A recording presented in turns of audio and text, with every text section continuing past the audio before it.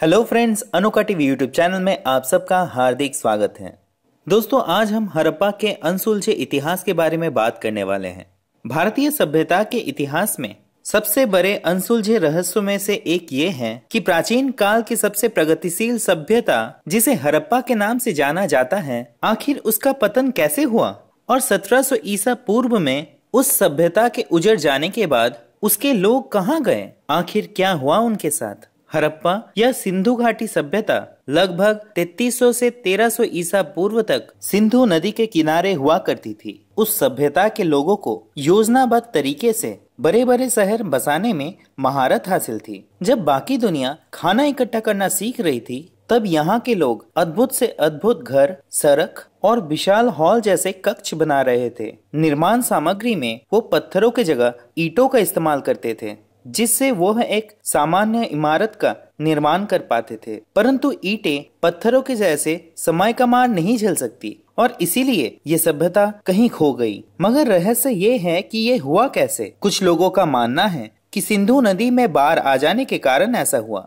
उनकी लिपि को आज तक कोई समझ नहीं पाया। विशेषज्ञों का मानना है कि ये लिपि दक्षिण भारत में पाए जाने वाले द्रविड़ लिपि से मेल खाती है, पर कुछ विशेषज्ञ ऐसा भी मानते हैं कि यहीं से एक बड़े रहस्य का आरंभ होता है कि उसके बाद क्या हुआ।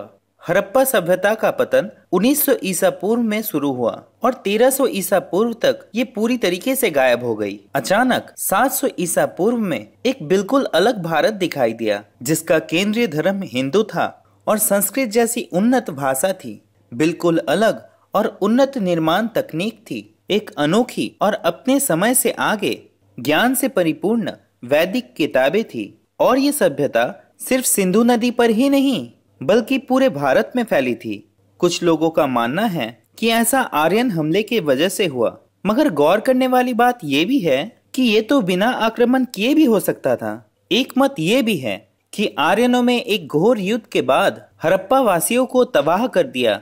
इस तथ्य का आधार मोहनजोदारो से मिला। ये छत विच्छत नरमुंड है, परंतु और जांच पड़ताल के बाद ये पता चला कि ये नरमुंड समय की मार पड़ने के वजह से छत विच्छत हुए, ना कि हिंसा से। इस तरह कई और मत भी है, लेकिन ये सारे मत किसी न किसी आधार पर गलत साबित होते हैं। मुद्दा ये है कि अगर वहाँ युद्ध हुआ था तो वहाँ से हथियार और नरकंकाल मिलने चाहिए, या फिर अगर हड़प्पा वासियों ने प्रवास किया था तो वो सिंधु घाटी को छोड़ के कहाँ गए। इतने उन्नत लोग अगर प्रवास करते भी हैं तो ऐसा कैसे हो सकता है कि वो अपने पीछे कोई निशान न छोड़े। और प्राचीन हिंदू किताबें हड़प्पा के बारे में क्यों कुछ नहीं बताती। अपने समय की सबसे प्रगतिशील सभ्यता समय के चक्रव्यूह में कहीं खो जाती है। क्यों और कैसे, ये आज भी एक रहस्य है। हजारों साल बाद एक और सभ्यता जो उनसे बिल्कुल अलग थी, उन्हें खोज निकालती है। ये नई सभ्यता आपकी और हमारी है, जो उनके सभ्यता के जाने के बाद पनपना शुरू हुई थी। कैसे, ये शायद किसी को भी नहीं पता। दोस्तों, आज का सफर यहीं तक। अगर आपको ये वीडियो अच्छा लगा तो इस वीडियो को फेसबुक, व्हाट्सएप और ट्विटर जैसे सोशल मीडिया प्लेटफॉर्म्स पे शेयर कीजिए और हमारे डेली वीडियो के नोटिफिकेशंस के लिए हमारे चैनल को सब्सक्राइब जरूर करें। बहुत जल्द एक नए वीडियो के साथ फिर वापस आएंगे। तब तक के लिए टाटा।